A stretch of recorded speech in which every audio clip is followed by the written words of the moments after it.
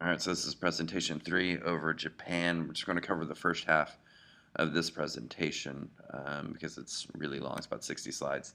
So first, a little bit of history, and then we'll get more so tomorrow into current issues and things like that. So for Mongolia and Taiwan, Mongolia is a landlocked country, and for most of their history, they've been semi-nomadic, the people there. It's only during the 13th and 14th centuries that the Mongol Empire takes over most of Asia and about half of Europe.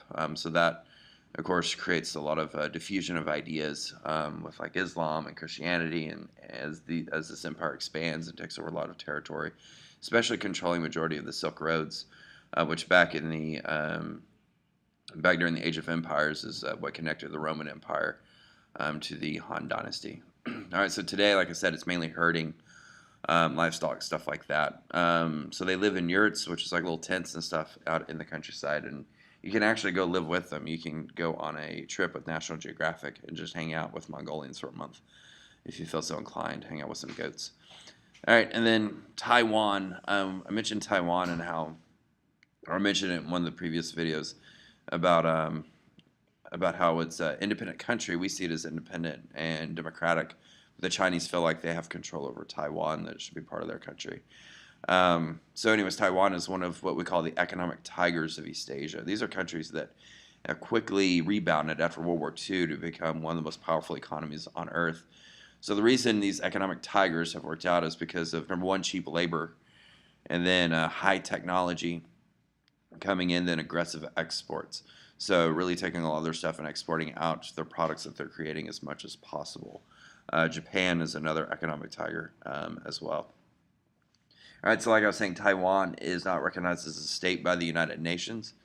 But the U.S., we recognize it as a state, and we provide military aid to Taiwan. This goes back to the Communist Revolution in China, whenever Mao Zedong took over China, and the nationalists under Chiang Kai-shek fled to Taiwan and set up a government there.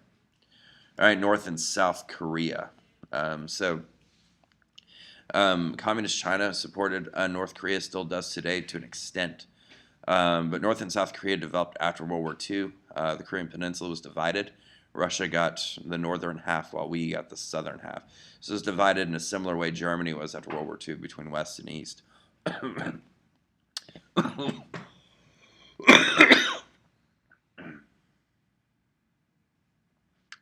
right, today North Korea has, there's a lot of deforestation that goes on there. They don't really take care of their environment.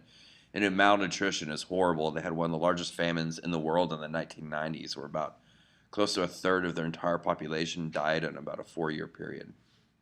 And several environmental problems as well. South Korea, like I said, is another economic tiger. So they're big into shipbuilding. Also automobile industry, so think like Hyundai and Kia all come from South Korea. And still in chemicals as well. So they are a very large economy currently. All right, now let's shift over to Japan and look at their geography first off. So Japan, what it's called in Japanese is Nippon, which means land of the rising sun. That's why their flag looks the way it does, with the orange dot in the middle supposed to represent the sun rising. If you were to take Japan and put it over the United States, it's about how big it would be. So take up most of the east coast of the United States. And they have around 140 million people, but Japan is also very mountainous. As you can see here in the Japanese topography, so you got the Japanese Alps taking up much of the big island. You have 4 larger islands with several hundred other smaller islands around in their within the realm of power. So what makes several things hard for Japan is going to be farming. Obviously, it's going to be incredibly difficult, and supporting a larger population. So even though they have 140 million people, it doesn't sound like a lot, but that is a lot when you consider their land and the availability of it and the ability to use it. So this is going to explain why in history, looking at World War II, why Japan tried to expand so much. It's because they really didn't have enough land to provide for themselves. So they wanted more living space, if you will, kind of like Germany, more Lebensraum, more area for them to take over and live. So like I said, it's very mountainous, which means the land is not very arable at all, and therefore, like I was saying, you need more land, more access to land to grow crops, or more people to enslave to work for you to grow crops like they did leading up to World War II.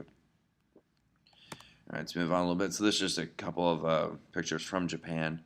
It's very volcanic, of course. It's right on the Ring of Fire, so they get tons of earthquakes and volcanic eruptions. as well. Their biggest volcano is Mount Fuji. Mount Fuji is about 100 miles from Tokyo. All right, the other thing they have, and this helps, their rivers. Now, the rivers aren't big enough to navigate on, being that it's very mountainous. But the good thing about the rivers coming out of mountainous regions is that they move quickly. Therefore, they can set up dams to help produce hydroelectric power. And so they use a lot of dams throughout the region to create cheaper power. All right, and then I'll skip that and go on. Their other form of travel that they use that's really popular in Japan is the bullet train. It goes about 230 miles per hour. It uses the same technology that makes the globe in my classroom float.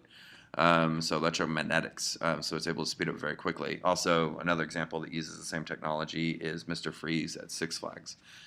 So this really helps them quite a bit because, again, with the mountainous region, it's hard to build really large highways and road systems. And so the train system connects all your major cities together. So currently, right now in Texas, we're looking at putting in a similar train system, connecting Dallas to Houston to Austin and back up here like a big triangle. And we're using engineers from Japan and from France to help us develop that train system here in Texas. All right, and then like I was saying a minute ago, Japan is on the Ring of Fire. As you can see in this image here, like Japan's totally covered with earthquakes and things like that as far as the activity that goes on there. So very active there. You've got two plates hitting each other and colliding, which create Japan. And so, of course, this is still really after Japan is technically still growing due to that activity. Here, this gives you an idea. This map shows you earthquakes between 1961 and 1994. And these are earthquakes that are at least a 5.0 on the Richter scale, which a 5.0 is, it can cause damage for sure. So keep in mind how many more earthquakes there are below that. A lot of these earthquakes are further north. In those northern regions, it's not as populated, so it's not going to be as bad as hitting like Tokyo or Kobe, Osaka, and stuff like that.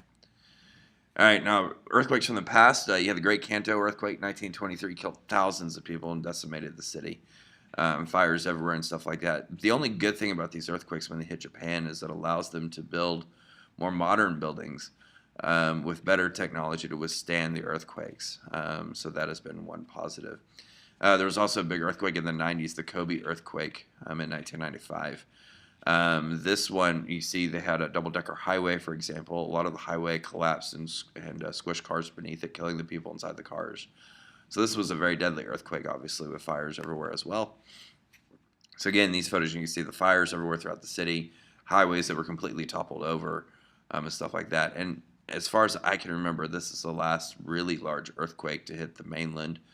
Of course, they did have a tsunami a few years back from a large earthquake, but that was mainly in the ocean.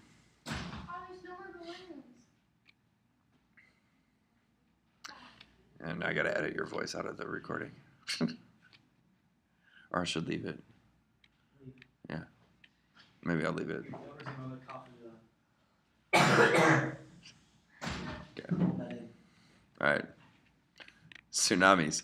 All right, so tsunamis, again, are giant tidal waves that are very, I say very active in the Pacific. It's where we see a good chunk of them because of the Ring of Fire.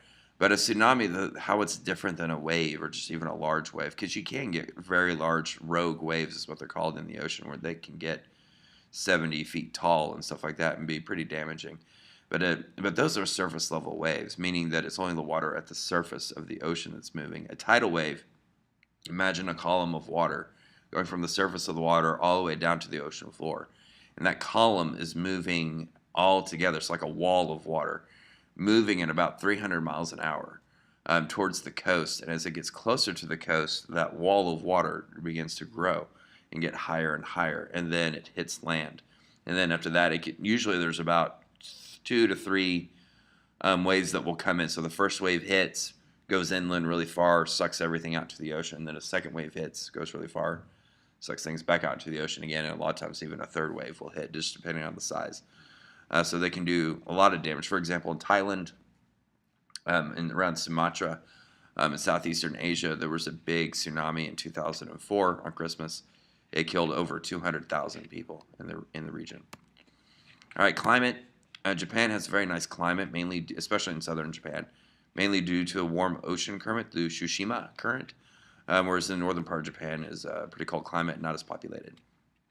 So here, precipitation again is mainly in the south, so this is also going to limit farming. You can't farm as much north because it's colder and you're not getting as much precipitation.